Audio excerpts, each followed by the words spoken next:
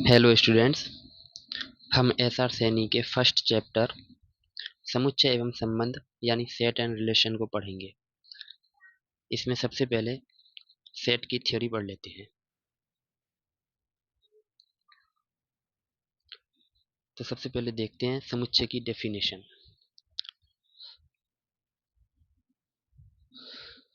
वस्तुओं के सुपरिभाषित संग्रह को समुच्चय कहते हैं और वस्तुएं जिनसे समुच्चय बनता है वे उस समुच्चय के अवयव यानी एलिमेंट्स कहलाते हैं। समुच्चय को प्राय अंग्रेजी वर्णमाला के बड़े अक्षर a b C so on आदि से व्यक्त करते हैं तथा अवयवों को छोटे अक्षर a b c d x y आदि से व्यक्त करते हैं। यदि ए किसी समुच्चय ए का अवयव है तथा बी समुच्चय बी का अवयव नहीं है तो इसे संकेतात्मक रूप से निम्न प्रकार लिख सकते हैं। A is belongs to A and B is not belongs to B। अब देखते हैं समुच्चय का निरूपण। Representation of A set.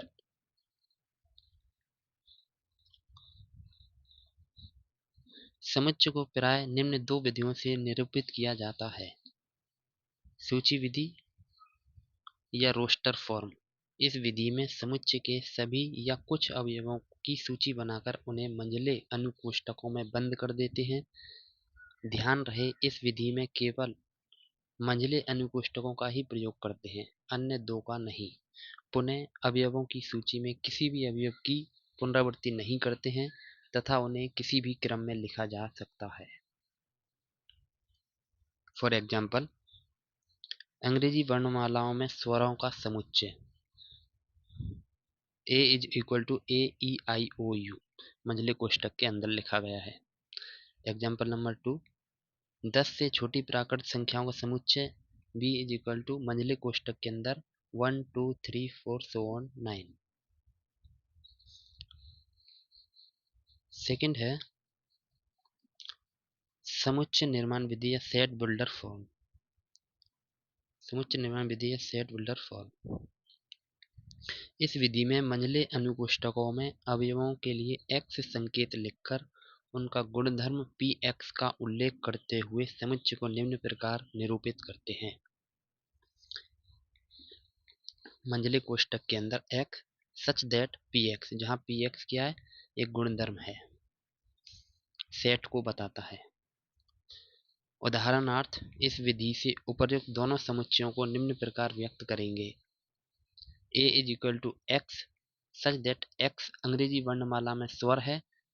और सेकंड जो एग्जाम्पल था, B is equal to X, X प्राकृत संख्या less than is equal to less than 10। Note, इस विधि में px को व्यक्त करने का अद्वितीय रूप नहीं है, इसे कई प्रकार से लिखा जा सकता है।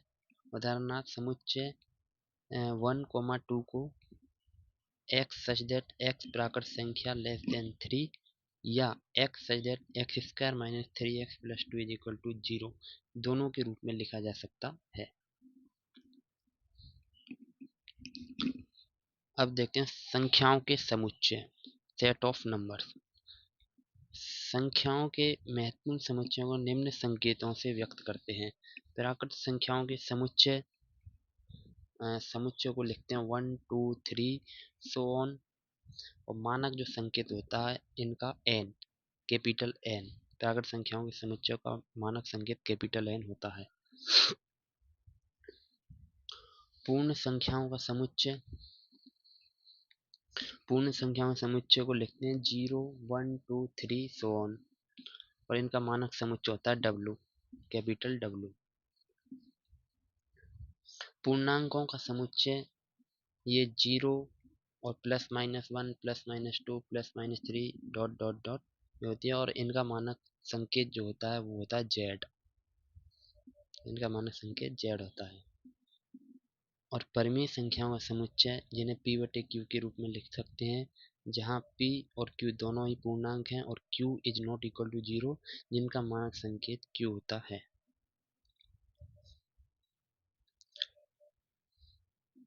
और अपरिमेय संख्याओं का समुच्चय वे सभी x आएंगे जो रियल नंबर हो और परिमेय नहीं हो। इनका मानक संकेत t होता है या q नॉट भी बोल सकते हैं। वास्तविक संख्याओं का समुच्चय वे सभी x जो x परिमेय भी हो सकते हैं या अपरिमेय भी हो सकते हैं और इनका मानक संकेत r होता है। और सम्मिश्र संख्याओं का समुच्चय जिन्हें x प्लस आयोटा y के फॉर्म में लिख सकते हैं, इनका मानक संकेत c होता है, जहां x और y रियल नंबर होते हैं। ठीक है। पुनः z plus z minus z0 के संकेत क्रमशः धनात्मक, ऋणात्मक एवं अशून्य पूर्णांकों के समुच्चय के लिए प्रयोग में लिए जाते हैं। इसी प्रकार परिमेय और वास्तविक संख्याओं में q plus q minus q not, r plus r minus r not संकेतों का प्रयोग होता है। अब पढ़ते हैं रिक्त समुच्चय। यदि किसी समुच्चय में एक भी अवयव नहीं हो तो इसे रिक्त समुच्चय कहते हैं, जिसे निम्न संकेत से व्यक्त करते हैं। फाई या मंझले कोष्ठक के अंदर कुछ भी नहीं, यानी रिक्त समुच्चय कहलाएगा। उदाहरण के लिए समुच्चय x, जहाँ x पूर्णांक संख्या है और 2 से बड़ी और 3 से छोटी, ऐसी कोई पूर्णांक संख्या नहीं है, तो सेट हो जाएगा फाई, यानी रिक्त समुच्चय। अब परिमित और अपरिमित समुच्चय पढ़ेंगे। Finite and infinite set. वह समुच्चय जो रिक्त समुच्चय है या जिसमें विभिन्न अवयवों की संख्या सीमित है, एक परिमित समुच्चय कहलाता है, तथा जो समुच्चय परिमित नहीं हो उसे अपरिमित समुच्चय कहते हैं।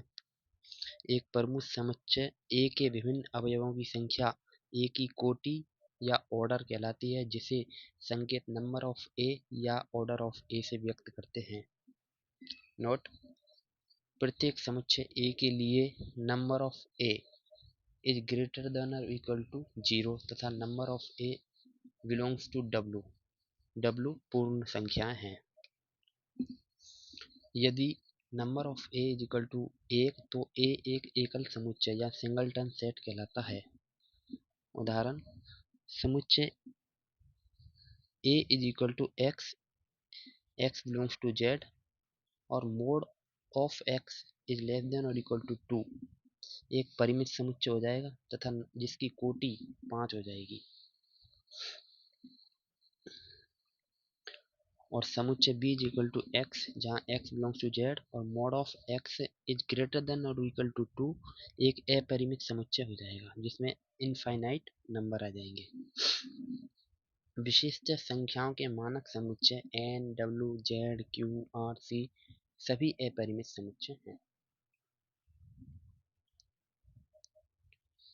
अब पढ़ें समान एवं समतुल्य समुच्चय।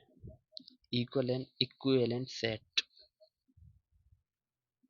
Equal and equivalent set. दो समुच्चय ए और बी समान समुच्चय कहलाते हैं यदि ए का प्रत्येक अवयव बी में तथा बी का प्रत्येक अवयव ए में विद्यमान हो। अतः A is equal to B if and only if X belongs to A implies x belongs to b and x belongs to b implies x belongs to a। दो परिमित समुच्चय ए और बी समतुल्य समुच्चय कहलाते हैं यदि ए एवं बी में अवयवों की संख्या बराबर है। अतः ए और बी समतुल्य होंगे यदि और केवल यदि number of A is equal to number of B.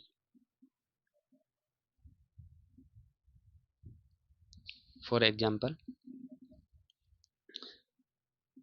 यदि a इज इक्वल टू 1, 2 हो और b is equal to x, जहाँ X square minus 3x plus 2 is equal to 0 और c is equal to x, जहाँ x belongs to natural number और एक से बड़े और 3 से छोटे या बराबर है, तो a और b आपस में बराबर हैं, लेकिन a c के बराबर नहीं है।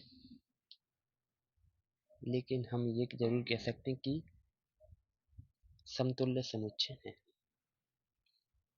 ए, बी और सी तीनों आपस में समतुल्य समुच्चय हैं तो समान समुच्चय सदैव समतुल्य होते हैं, परंतु समतुल्य समुच्चय समान होना आवश्यक नहीं है। ठीक है।